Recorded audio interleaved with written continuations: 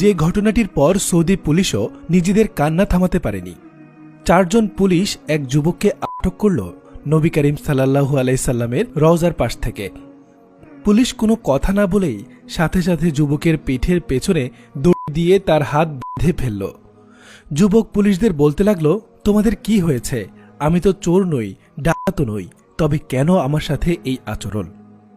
দূর থেকে এক বৃদ্ধ মুরব্বী এই অবস্থা অবলোকন করছিলেন। মুরব্বী কাছে এসে পুলিশদের বললেন, আমি এই যুবককে চিনি। পুলিশরা মুরব্বীকে বলল, আপনি তাকে কিভাবে চেনেন? মুরব্বী বললেন, আমি তাকে দেখি, সে সবসময় রাসূল সাল্লাল্লাহু আলাইহি সাল্লামের রওজার সামনে দাঁড়িয়ে বসে দুরুদ পড়ে, সালাম দেয়, কান্নাকাটি করে। তোমরা তাকে আটক করেছ কেন? সে কি চোর? যুবকটি ছিল আলবেনিয়ার। বয়স 35 অথবা 36 হবে। ঘন বাবরি চুল, মুখে হালকা দাড়ি। পুলিশ বলল, না, সে চোর নয়। এই যুবক আলবেনিয়ার অধিবাসী। সে মদিনায় 6 বছর ধরে বসবাস করছে এবং এখানে তার কোনো বসবাসের কাগজপত্র নেই।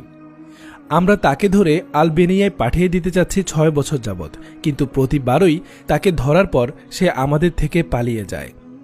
আমরা তাকে প্রতিবারই রাসূল সাল্লাল্লাহু আলাইহি সাল্লামের মসজিদ থেকে ধরি।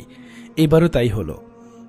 তাকে এবার পাওয়া মাত্রই তাই সাথে সাথে দড়ি দিয়ে বাধা ছাড়া আমাদের কোনো উপায় ছিল না। মুরব্বী পুলিশদের বললেন, এখন তোমরা তাকে নিয়ে কি করবে? তারা বলল, রাষ্ট্রীয় আইন প্রয়োগ করব। আমরা তাকে এখন ধরে নিয়ে প্লেনে উঠিয়ে দেব এবং তারপর সে আলবেনিয়ায় যাবে। যুবকটি তখন কাঁদছিল আর ভাবছিল, এবার মনে হয় তাকে সত্যি সত্যি রাসূল সাল্লাল্লাহু আলাইহি সাল্লামের মসজিদ ছেড়ে যেতে হবে। রাসূল সাল্লাল্লাহু আলাইহি সাল্লামের স্মৃতি বিজড়িত মদিনার শহর ছেড়ে তাকে চলে যেতেই হবে। কিছুক্ষণ ভেবে যুবকটি পুলিশদের বলতে লাগলো, দেখুন ভাই, আমি এখানে চুরি ডাকাতি চিন্তাই ও কারো সাথে প্রতারণা করি না।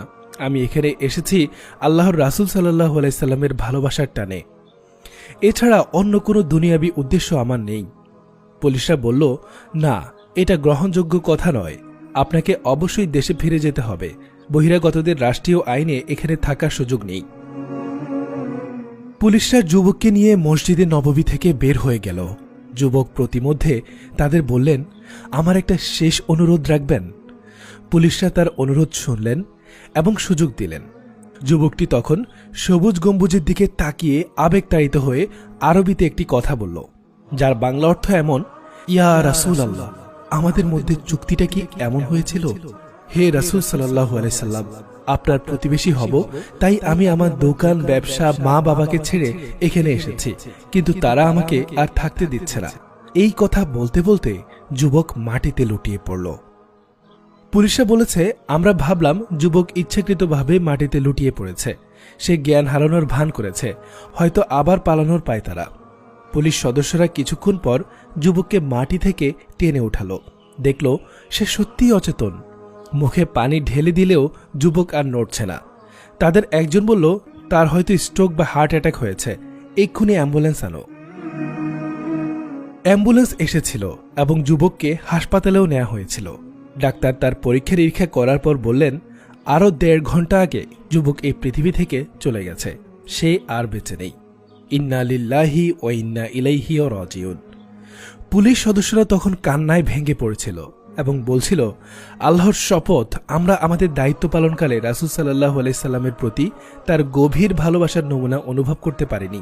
যদি পারতাম তাহলে তার সাথে এমন করতাম না। এরপর গোসল ও জানাজা শেষে যুবককে অ্যাম্বুলেন্সে করে জান্নাতুল বাকিতে নিয়ে যাওয়া হয় এবং সেখানেই দাফন করা হয়। আলবেনিয়ার পথে রওনা দেয়া যুবক জান্নাতুল বাকিতে চলে গেলেন, রেখে গেলেন পৃথিবীবাসীর জন্য রাসূল সাল্লাল্লাহু আলাইহি সাল্লামের প্রতি মহব্বতের এক অনন্য দৃষ্টান্ত।